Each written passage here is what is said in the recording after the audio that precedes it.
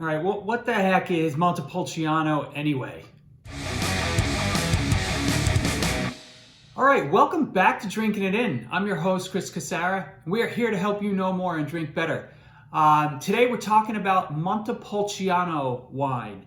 So this particular wine is a Montepulciano di Abruzzo. So just in case you thought Italian wine wasn't confusing enough, Montepulciano di Abruzzo is made from a different grape than Vino Nobile di Montepulciano.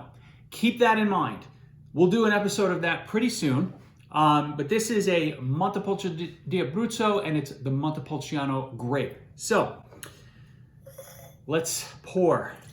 You can kind of see it's a bit purpley, this wine, right? It's a little on the dark side. On the dark side, not quite. So where is it? Central Italy. It's kind of east of Tuscany is where Abruzzo is, on the coast of the Adriatic Sea. So this wine, you will get a lot of black fruit. You'll get some red fruit. You get some baking spices. If you're lucky, chocolate. Perhaps some tar. What else? There's so much else that could be in there. Herbal notes, right? Little thyme, rosemary, things like that. So there's a lot that you can get from this wine. And I think the wine has a reputation of being the perfect Tuesday night wine with pizza. Or, if you're making spaghetti and meatballs, just have a Montepulciano di Abruzzo.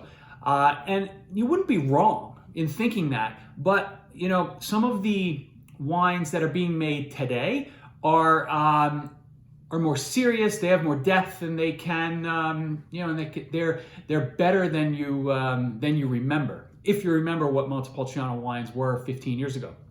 So, if you think about where this is on our scale, this is on the medium to high side of the weight scale. So, in between, almost right in the middle of in between the medium and high marker.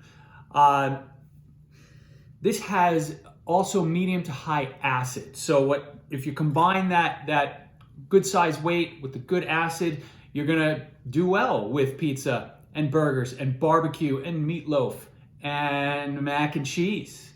Don't overthink it when you have some of this wine, but don't be afraid to put it next to an elegant roast pork shoulder or something like that. All right, let's give this wine a taste before I forget again. This is an Artigiano Montepulciano di Abruzzo. It is a 2017 vintage. So new wine, just a baby. Let's see what it brings. So right off the bat, it actually smells like it's from Italy, which is kind of neat. It smells like a Tuscan wine. It smells Sangiovese-like. So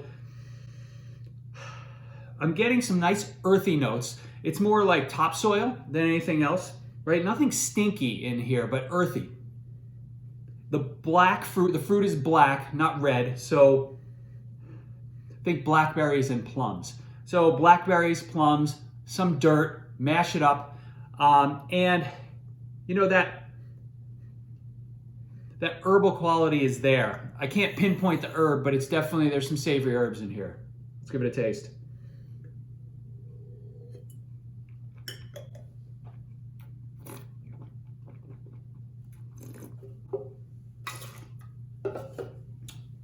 Probably wearing a light blue sweatshirt when I'm tasting red wine, not ideal, although came away unscathed there. So there's a little dryness factor to this. It comes across on the palate almost as more of like a dried cherry than with the plums. The earthiness, the herbs, they're still there. This is a nice wine. And again, this wine was only like $16, right? If you see this wine, you can grab it. It's a nice experience because when you smell it, it smells much like it'd be much darker and a little more luscious, and when you drink it, it's a little drier and more sour. So, I think it speaks to where this wine is from, like in central Italy. I think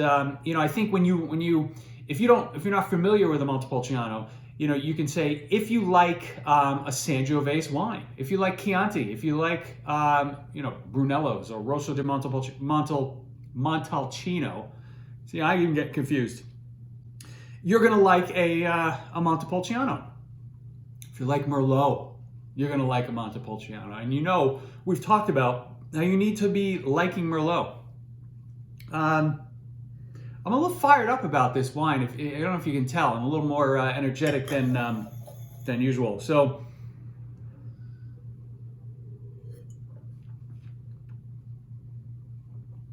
it's actually pretty nice.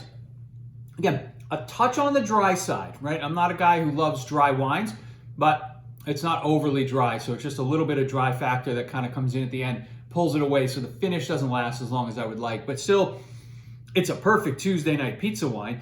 It's also, a really nice wine for some meatloaf that I feel like I need to make all of a sudden. One last thing to make sure you understand. Montepulciano, the grape, is different than Vino Nobile di Montepulciano, the wine. Okay, these are that's gonna be a much different experience. It might be fun to do a tasting side by side when I do the Vino Nobile di Montepulciano episode. I'll keep that in the back of my mind because it's fun to see. But make sure you know what you're getting into. Make sure you're paying attention when you're buying the wine. And, hopefully you've liked this video. If you're still with me at this point, I appreciate it. Thanks so much. And I'll see you next time. Cheers.